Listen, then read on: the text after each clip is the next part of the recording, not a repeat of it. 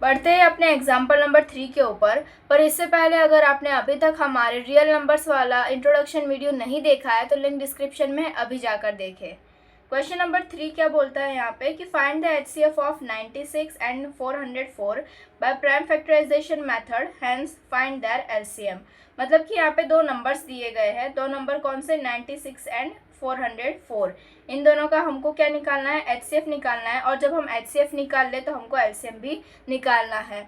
हम लोग ने एग्जाम्पल नंबर 2 में भी एलसीएम और एचसीएफ ही निकाला था, तो इतना हार्ड ये पढ़ने वाला नहीं है आपको। पर इसमें बताया गया है इस क्वेश्चन के अंदर कि अगर हम दो नंबर्स का एचसीएफ निकाल लेते हैं तो एलसीएम निकालने का एक बहुत ही छोटा सा ट्रिक होता है जिससे आप इजीली निकाल सकते हो।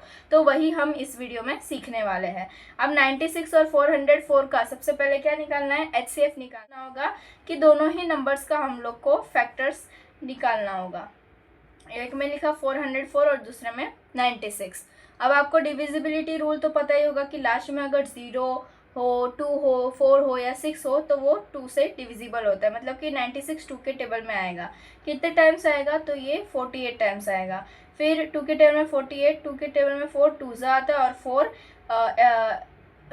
8 जो है वो 4 जा आता है। फिर 24 2 के टेबल में 12 जाएगा, 2 के टेबल में 12 जाएगा और 2 के टेबल में 6 जो है वो 3 जा जाएगा। फिर 3 इटसेल्फ जो है वो 1 जा आ जाएगा। उसके बाद बढ़ते हैं 404 की तरफ। 404 यानी कि लास्ट में 4 है, मतलब कि ये भी 2 से डिविजिबल है। 2 के टेबल में ये आएगा, 2 के टेबल में 4 आता है, 2 जा और 0 का 0 और 4 वापस से 2, वापस से ये डिविजिबल हो जाएगा 101 टाइम्स में। अब 101 जो है वो प्राइम नंबर है, इसलिए ये खुद की टेबल में 1 आ जाएगा। अब दोनों के फैक्टर्स हम लिखते हैं, 96 के और 404 के। 96 के फैक्टर्स क्या है, 2 इंटू 2 इंटू 2 इंटू 2 इंटू और 2 इंटू, मतलब कि 2 के पावर 5 हम लिख सकते हैं और इंटू में 3। उसके बाद इसका क्या है, 2 के पावर 2 और इंटू में 101। अब एचसीएफ का मैंने एक ही रूल आपको बताया था कि जो भी दो नंबर्स दिए गए हैं उसके फैक्टर्स हम लोग को लिख लेने हैं और फिर उसके बाद में जो भी उनके फैक्टर्स में कॉमन होगा वही हमारा एचसीएफ होगा। अब यहाँ पे 2 बार 2 है और यहाँ पे 5 बार है, लेकिन इसके पास में तो सिर्फ 2 ही बार है। मतलब क्या कि इनमें 2 बार 2 जो है, मतलब कि 2 जो है वो कॉमन है। मतलब कि 2 इंटू 2 हमारा एचसीएफ बनेगा, 2 2 जा 4, ये हमारा आंसर। लास्ट में बोला था कि हेंस फाइंड देयर एलसीएम। जब हम एचसीएफ फाइंड आउट कर लेते हैं इन दोनों ही नंबर्स का तो एलसीएम निकालना बहुत ही इजी हो जाएगा। वो कैसे, एलसीएम लिखना है। एलसीएम हम किसका निकाल रहे हैं, 96 और 404 का। अब क्या करना है कि अगर हम लोग को एलसीएम इन दोनों का निकालना है तो पहले इन दोनों का क्या करना होगा, मल्टीप्लाई, और फिर नीचे लिखना होगा इनका जो भी एचसीएफ आया हो वो। तो हमारा एचसीएफ क्या आया है, 4 आया है। तो 96 इंटू 404 और अपॉन में हम क्या डालेंगे, 4।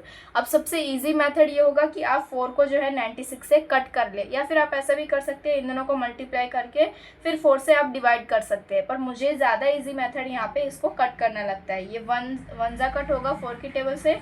और अगर आपको ये नहीं आ रहा है कटिंग करना तो आप सिंपली इसको ऐसे कर सकते हैं कि 4 की टर्म में 9 तो नहीं आता पर 2 जा 8 आ जाएगा और -1 और फिर 6 जो है वो 4 जा, मतलब कि 24 जा कट होगा।